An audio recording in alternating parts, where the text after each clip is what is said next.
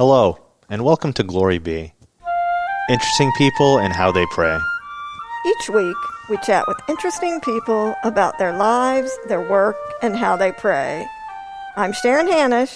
And I'm Father Vince Fernandez, and we're joined by producer Mike Malcolm. This week, our guest is Deacon Charles Beard. He was ordained a deacon for the Diocese of Tulsa in eastern Oklahoma in July of 2020. Deacon Charles holds a Bachelor of Arts in History from Villanova University and a Master's in Middle East Politics from the School of Oriental and African Studies from the University of London. He and his wife, Brielle, are members of the Stanley Rother Catholic Worker Community in Oklahoma. They have 5 children and 1 grandchild. Charles is a 5th-generation Okie, which he is weirdly proud of, and a deacon here at St. Mary's. So anyway, welcome, Charles. We're so glad you're here. And how are these unusual times of pandemic going for you? Better each week, I think. I have my first shot. My older kids have their first shot. I was fortunate enough not to have any side effects past a sore arm, although my kids all got pretty serious nausea. Was that right? Yeah. They're mostly over it now, but they're still a little grouchy at me for making them get vaccinated.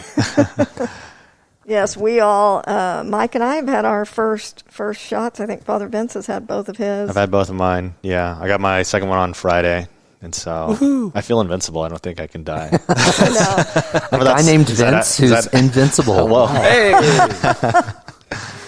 Father Vince the Invincible. Right, yeah. But did you have to quarantine at all over the year? Pandemic. January, I think we were quarantined the entire month of January. Oh my gosh.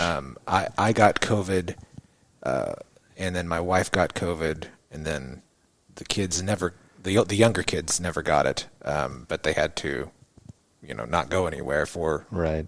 Was it 10 days after my wife was no longer contagious, so we were counting days. It was pretty rough, and then we all got out of quarantine just in time for the state to shut down for a snowstorm. So we were quarantined for another 2 weeks after right. that. Oh my gosh. But so it was pretty rough. Our actual experience of COVID was very mild. Okay. Yeah. Thankfully. My uncle, I'm sorry to say, died of it right at Christmas. Yeah. But so it's certainly very serious, and I'm glad that we're hopefully coming out the other end of it. Right, exactly. Oh, that's true. Okay, so I think you are a super interesting person. Just as I was reading the intro, so you're now a baby deacon. Yes. Brand new. We were talking before that you did grow up Catholic. You were at one point homeschooled. You graduated from Cassia Hall here in Tulsa. You have these very interesting degrees. So just talk about your vocation story, your time growing up, how your faith, your interesting degrees. The interesting degrees are at least partly because the only thing I ever wanted to be was a priest. And so when I was 19, I applied for seminary, and that was a period of about 6 months where I was talking to them and going through their whole rigmarole. Discerned not to go, and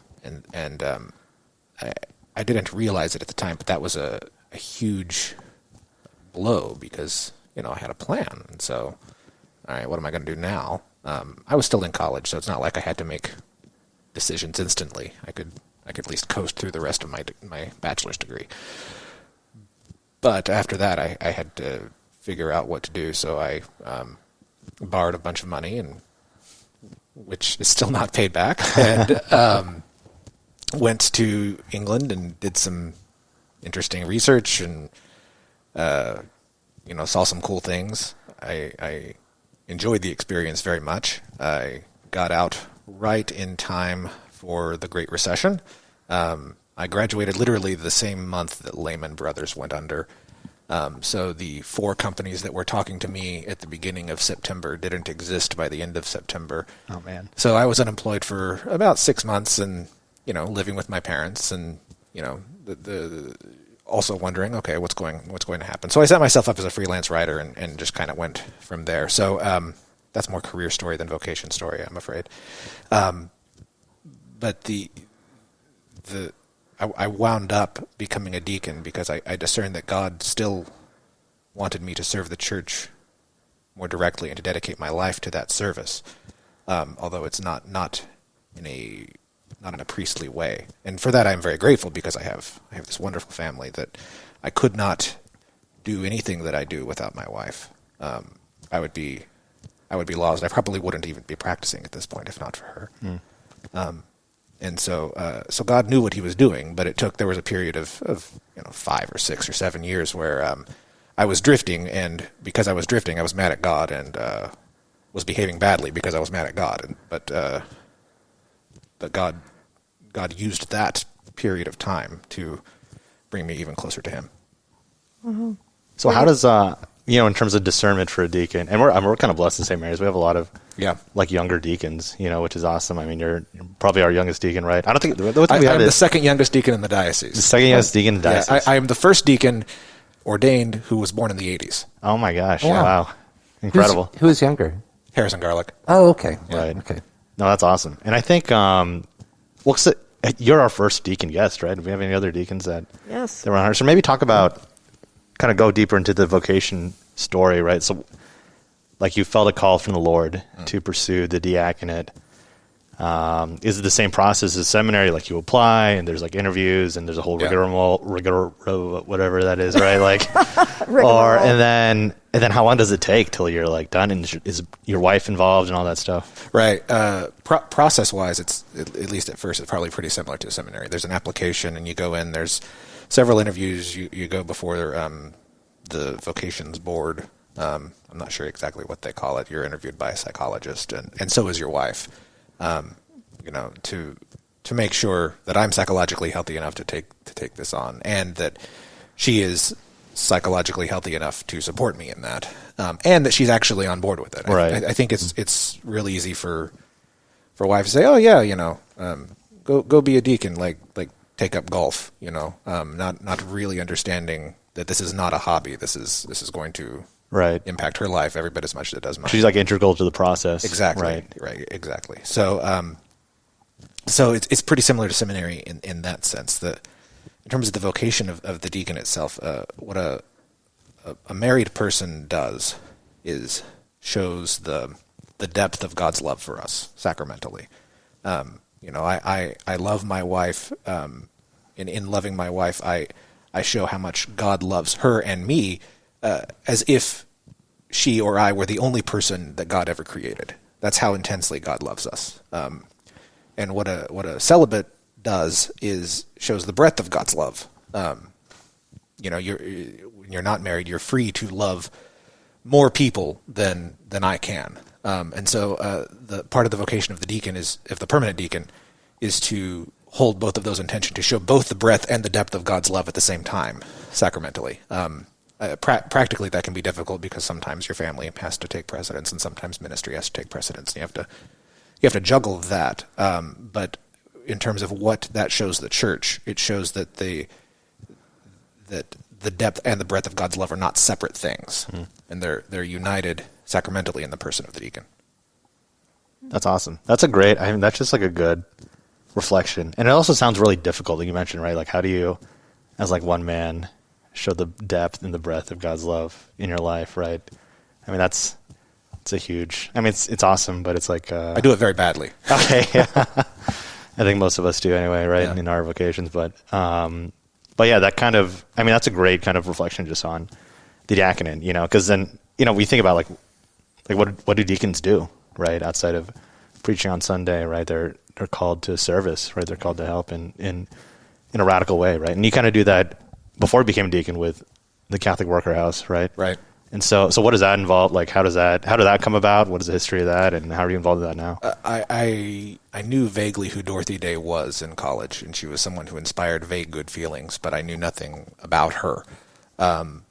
But I found out that there was a Catholic worker community kind of getting going in Tulsa. This was 9 years ago, I think. And really, at the time, it was just a blog that somebody put up, said, "We're the Catholic Workers of Tulsa." So I started guest blogging for that.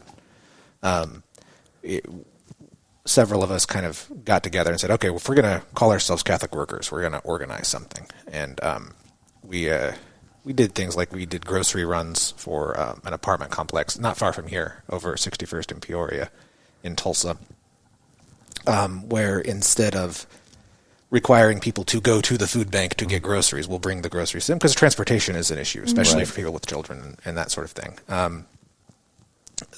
One aspect of Catholic worker praxis is we try very hard to not be nice people doing a nice thing for you poor, unfortunate person. That's an unfortunate necessity when you're doing charitable works at scale.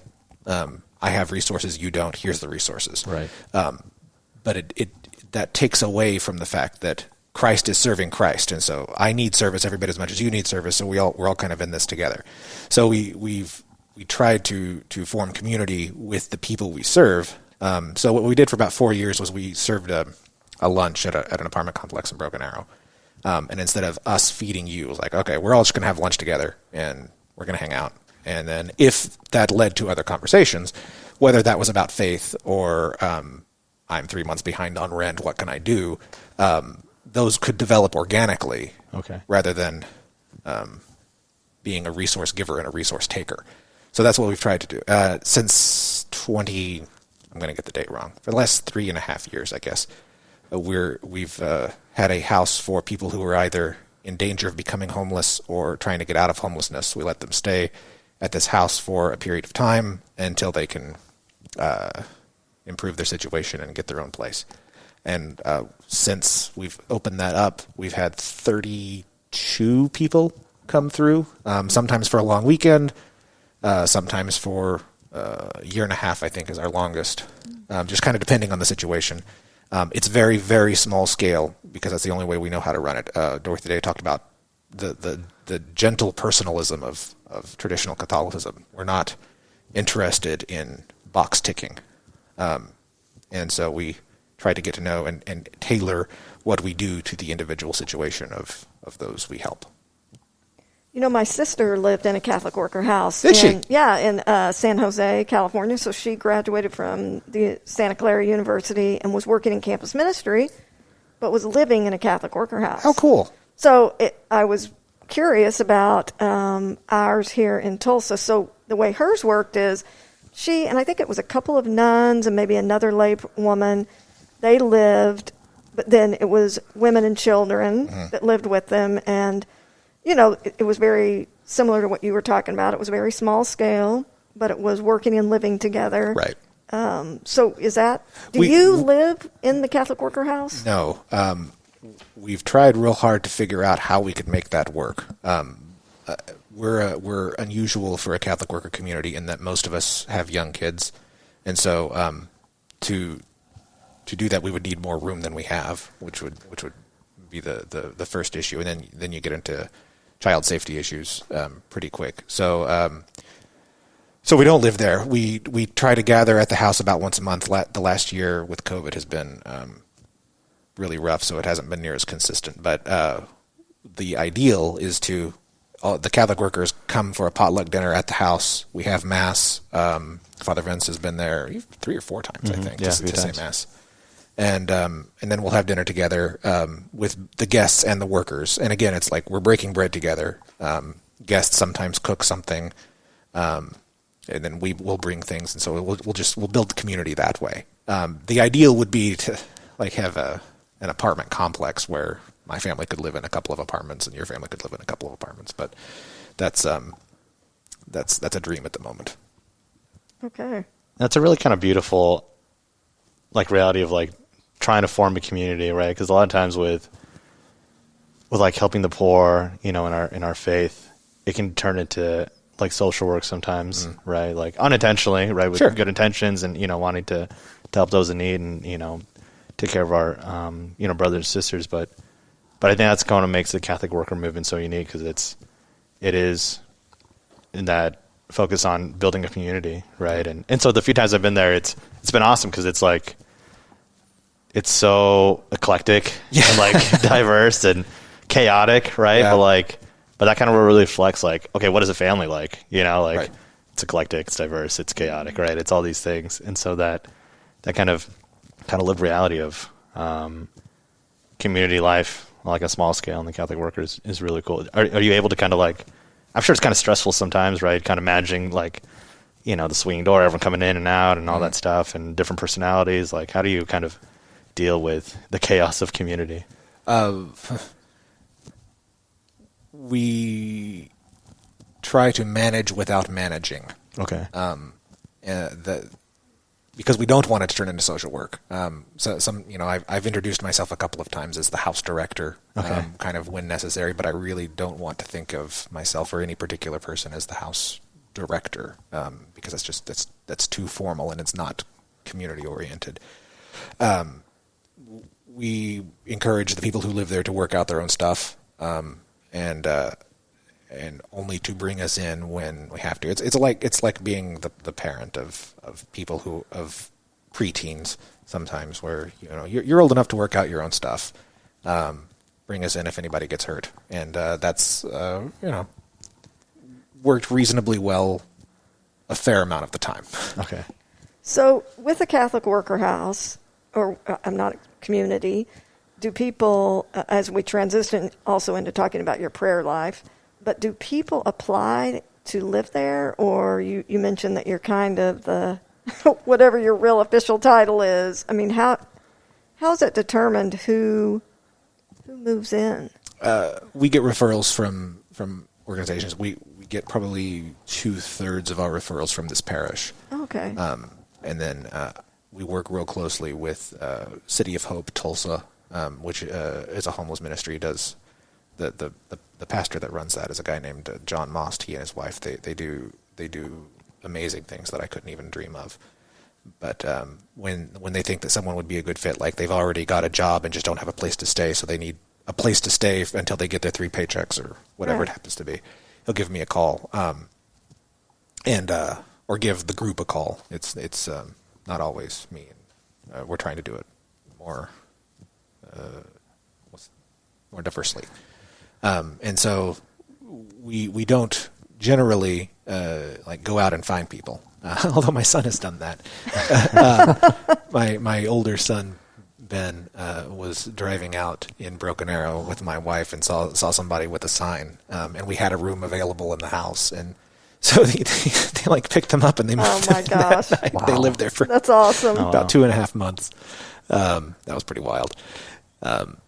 But we try to be at least somewhat organized about it, and because we know that there's a universe of people that we're capable of helping. Or someone who is facing addiction, who is kind of newly clean and sober, they need more structure than we're capable of providing. Mm. So that's not to say, you're not worthy to live here. It's that this isn't a great fit for what you need at the moment. Right. So we try to discern that through prayer, and then through exercising common sense.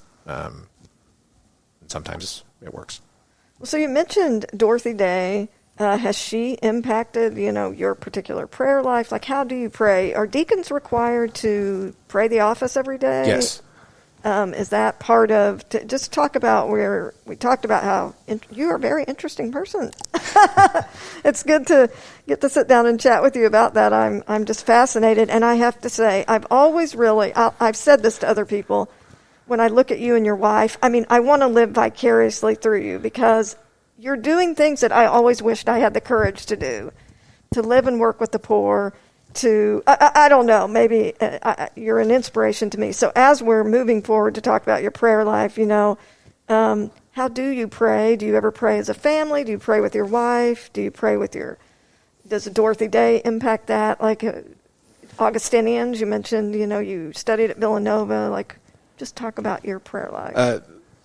So I pray the office every day, and I try to do at least one of the offices with my wife. And which one that is kind of depends on the schedule. And I'm afraid that I kind of spring it on her, say, hey, listen, I can't do Vespers with you tonight, so we got to do morning prayer right now, or it ain't going to happen. With my family, my older kids, we live in 2 houses next door to each other, and so my older 3 kids and the grandchild live in one house. So my wife and I live with the 2 littles. and we do the mass readings every night, so that if nothing else goes right with the prayer of the day or family togetherness of the day, we will say the mass readings, and then read Wizard of Oz or something to get them in bed. So that focus, the biggest inspiration to my own prayer life, at least at this moment, is Saint Benedict. I have to have a structure to my prayer life every day, or it's not going to happen. So that's the ora part of Benedict's ora et labora. But in ministry and in Catholic worker work, or just in my day job, Benedict reminds me that those things are prayer too. And so I get, we'll get frustrated with, oh gosh, I have to have another meeting for my day job when I would rather be doing X, Y, or Z. That is an act of holiness. And so I try to remember that, so that if I get behind on my office, that doesn't make me a worse deacon because I'm not saying daytime prayer until about 5:30 at night. I didn't do that because I have been praying through my day job, hopefully. So that's. What is your day job? I work in IT marketing. I actually do Mike's job for IT companies trying to sell their servers. Okay. Yeah. That's right. So you really do come at this understanding a working person's life and busyness and need for prayer, even in something that isn't obviously religious, right? Like your deacon duties or working with Catholic worker. Yeah, great. With the Catholic worker, there's a lot about Catholic worker that's not religious. We had to have a whole house meeting one time. We'd had the house open for about 4 months, and I apologize in advance, Mike, if you have to edit this out. But we had to have a house meeting about wiping off the toilet after you use it, because somebody had a stomach issue. And, oh no! And it was like I had to put a sign over the toilet, and I said, God, is this what you want me to be doing? And God was like, yes, this is how you pursue holiness. And so, so keeping that in mind, kind of gets me through drier periods where I don't feel like I'm doing anything holy. I'm not doing anything churchy. That doesn't mean that I'm not praying. Yeah. Right. Did your when you got ordained a deacon last year, has your prayer life changed at all? Or was it pretty much kind of you're already praying Liturgy of the Hours? I was already praying Liturgy of the Hour. So when I'd been ordained a day, and so I was holding my youngest, who at the time was 6 months old. I was holding her and I was saying Vespers.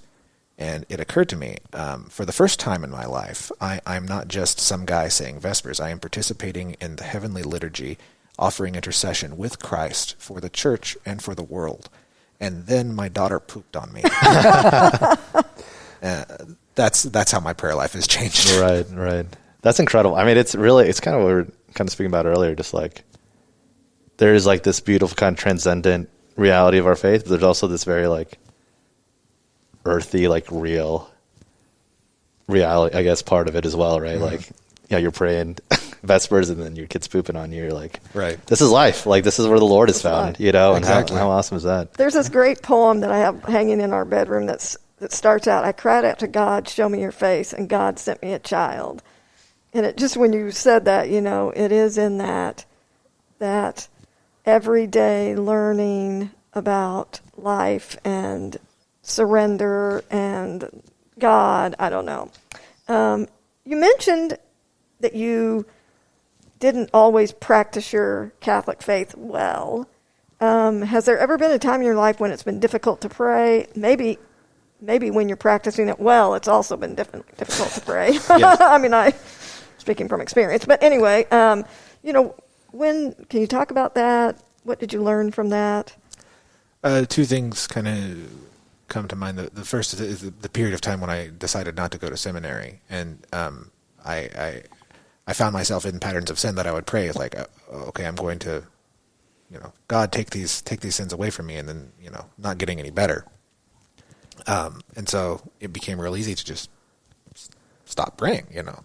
I went to confession with Monsignor Halpine. Yeah. I pray every night for his canonization. Yeah. He is a legend of the confessional. Yeah. This is just 6 weeks before he died, so he had a little oxygen tank with him. He'd been hearing my confession since I'm 10 years old, right? I said, and I laid out the same 6 things that I'd been confessing every single time that I'd been going to confession, and I said it'd been a while since I'd been, because I'd kind of given up, and I said I can't stop doing these things, and I kind of hate myself right now, but I don't know what to do, and Alpine goes, oh, all right, we'll say one Our Father and one Hail Mary. And then he starts to give me absolution, and then he stops. And he says, wait, there's one other thing I wanted to say. I don't know you very well, but I've known you your entire life. And you have not told me anything that would make me think less of you. So don't get discouraged. And I wish I could say, like, and then I never committed those sins. Yeah. But because it took several years but I never stopped going to confession at that point. And so the persistence, you shouldn't pray just to hear the sound of your own voice, but quantity of prayer has a quality of its own. And by staying faithful to prayer, God works on the back end. Takes a frustrating long period of time sometimes, but just because you don't feel the prayer being answered immediately doesn't mean it's not being answered. And then even now, like, I drove back from Houston to see my parents for spring break yesterday, and so I got back and I was just exhausted and I didn't want to say any. And so yesterday was just a really bad prayer day because I was tired. And so I went.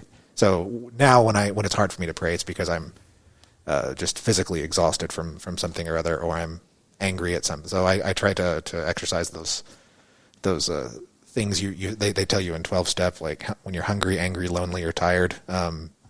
Just don't get discouraged in those moments. So, well, that's great advice, especially right now with the pandemic as it continues on. You know, people are getting discouraged, and prayer can be difficult, and people are tired, and just keep at it. Just keep at it. Well, we're starting to kind of wrap up the podcast, so we have a question that we ask everyone, which is, if you could tell everyone in the world to pray for something, what would that be? One prayer intention to ask all our listeners, all our thousands of listeners. All 10 of them. All 10 of them, yeah. 10 million. 10 million. Right. After we interview you. Wow, yeah. What would you want people to pray with you for? Pray for an end to violence, and especially to gun violence. It's been very disheartening to see these mass shootings just in the last couple of weeks. One of which my immediate boss lives in Denver, and so she has family and friends in Boulder, and none of them were directly impacted, but any of them could have been. So there was a lot of phone calls and texts and, "Are you okay? Yes, we're safe." So pray for everyone impacted directly and secondarily by these instances of gun violence, and pray that this